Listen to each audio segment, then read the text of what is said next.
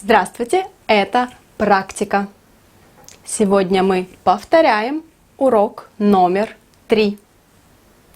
Наша тема – профессии.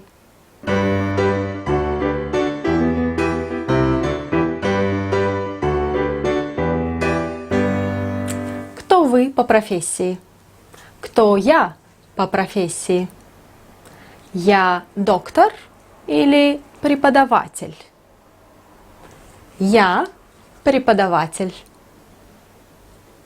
А это полицейский или официант? Правильно, это полицейский. А это парикмахер или водитель? Да, это водитель. А это актриса или спортсменка? Это спортсменка. Итак, или это альтернатива. Два варианта. Она актриса или спортсменка. Или альтернатива. Актриса или спортсменка. Понятно? Отлично. Кто он по профессии? Он полицейский. А кто он? Да, он тоже полицейский. Кто она по профессии? Она продавец. А она тоже продавец. Кто он по профессии? Он спортсмен. А он тоже спортсмен. Тоже это одинаковые ситуации.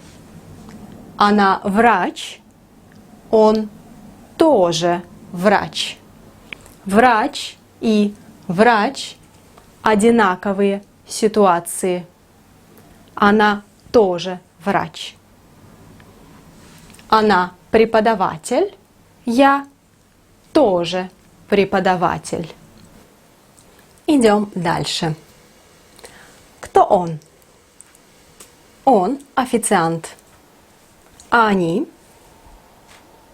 Они официанты. Кто она? Она врач.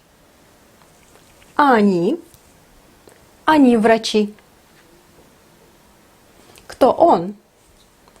Он водитель. А они? Они водители. Кто она? Она студентка. А они? Они студентки. Что мы узнали сегодня? Мы узнали формы единственного и множественного числа.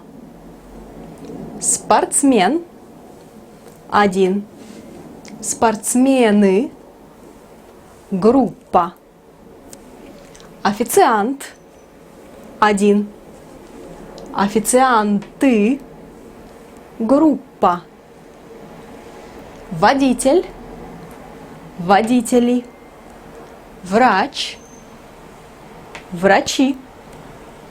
Студентка – студентки. Как построить форму множественного числа? Вы видите «ы» или «и». Если здесь согласный «н», «т», «д», «б» и так далее, это «ы». Спортсмен, спортсмены, официант, официанты и так далее. Но если здесь в конце мягкий знак или к, г, х, ч, ш, ж, щ. Тогда и водитель мягкий знак, поэтому водители и. Врач ч, поэтому врачи и. Студентка здесь к, и поэтому студентки и. Один момент.